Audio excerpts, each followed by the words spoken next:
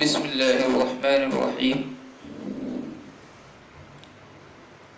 شوال کے روزوں کے تعلق سے جن کو کچھ علاقوں میں عیدی کے روزے بھی کہا جاتا ہے، تین باتیں ان روزوں کے متعلق عرض کرنی ہے۔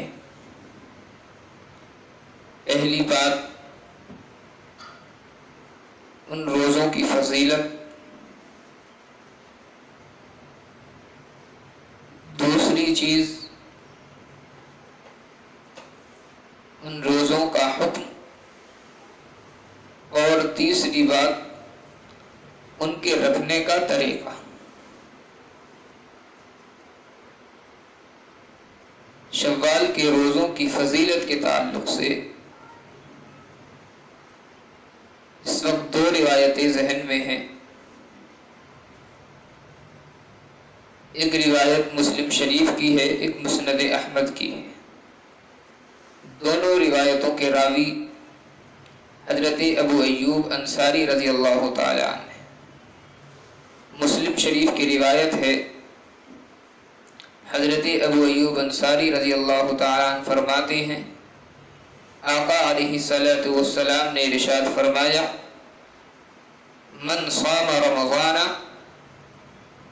ثم اتبعه ستا من شوال كان كصيام الدهر۔ آقا صلی اللہ علیہ وسلم کا ارشاد گرامی ہے، جس شخص نے رمضان المبارک کے روزے رکھے اور پھر رمضان المبارک کے بعد شوال کے 6 روزے رکھے تو وہ شخص ایسا ہے جیسے اس نے زمانے بھر کے روزے رکھ لیے۔ یہ مسلم شریف کی روایت ہے۔ مسند احمد کی روایت بھی کچھ اسی طرح ہے، بس فرق یہ ہے کہ اس روایت میں صیام الدہر یعنی زمانے بھر کے روزوں کا تذکرہ ہے، اور مسند احمد کی روایت میں 1 سال کے روزوں کے برابر ثواب کا تذکرہ ہے کہ جس شخص نے شوال کے 6 روزے رکھے تو وہ شخص ایسا ہے جیسا کہ اس نے پورے سال کے روزے رکھ لیے۔ محض 6 روزوں پر پورے سال روزے رکھنے کا ثواب کیسے عطا کر دیا جاتا ہے، اس کی تشریح میں ابن خزیمہ کی روایت ہے، الترغیب والترہیب کے اندر بھی اس روایت کو ذکر کیا گیا ہے، اس تشریح کو ذکر کیا گیا ہے کہ یہ جو 6 روزے ہیں ان کے متعلق آقا علیہ الصلوۃ والسلام نے پورے سال یا زمانے بھر کے روزوں کا جو تذکرہ فرمایا، اس کے ثواب کا جو تذکرہ کیا، وہ کیوں کیا؟ تشریح اس کی یہ ہے کہ متعدد روایات سے یہ بات ثابت ہے کہ اللہ تبارک و تعالی ایک نیکی کا اجر بڑھا کر کے 10 گنا تک دیتے ہیں۔ متعدد روایات سے یہ بات ثابت ہے۔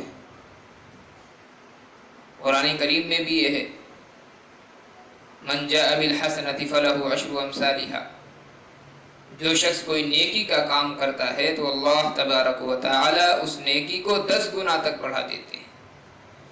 تو جس شخص نے رمضان المبارک کے روزے رکھے، مکمل 1 مہینے کے یہ روزے رکھتا ہے، تو 1 مہینے کو ہم 10 سے ضرب دیں تو 10 مہینے کے روزے تو یہ بیٹھ جاتے ہیں، اور ادھر 6 ہیں، جب 6 کو ضرب دیں گے تو 60 دن بیٹھ جائیں گے۔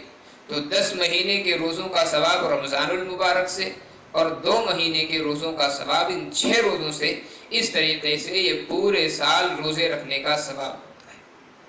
صیام الدہر کے الفاظ جس روایت کے اندر ہے کہ زمانے بھر کے روزوں کا ثواب اس کو دیا جائے گا، تو آقا علیہ الصلوۃ والسلام نے حدیث میں یہ تو نہیں فرمایا کہ صرف 1 سال جس شخص نے یہ روزے رکھ لیے تو اس کو یہ ثواب ہوگا۔ اس لیے اس کی تشریح میں بھی یہ بات کہی گئی ہے کہ جب رمضان المبارک کے روزے رکھنے سے 10 مہینے کا ثواب اس کو مل گیا، شوال کے روزے رکھنے سے 2 مہینے کا، تو پورے سال کا ثواب اس کو جب مل گیا، اور کوئی بندہ ہر سال ان روزوں کی مستقل طور پر پابندی کرتا ہے تو زمانے بھر کے روزوں کا ثواب اس کو ملتا رہے گا۔ یہ تو ہے روزوں کے فضیلت کے تعلق سے۔ روزوں کا حکم کیا ہے؟ ہمارے اکثر علماء یہ فرماتے ہیں کہ شوال کے 6 روزے رکھنا یہ مستحب ہے، اس کو واجب یا فرض کا درجہ نہیں دیا جا سکتا۔ ہاں، فضیلت کے اندر چونکہ روایات موجود ہیں، اس لیے مستحب کا درجہ بہرحال ان کا ہے۔ ان کے رکھنے کا طریقہ کیا ہے؟ عام طور پر ہمارے ہاں جو مشہور ہے وہ یہ ہے کہ لگاتار مسلسل رکھے جائیں تب روزوں کا ثواب ہوگا، ورنہ نہیں ہوگا۔ ایک طریقہ یہ بھی ہے کہ آپ عید کا دن چھوڑ کر کے اگلے دن سے اس کو شروع کریں اور لگاتار 6 روزے رکھیں، لیکن یہ کوئی ضروری چیز نہیں۔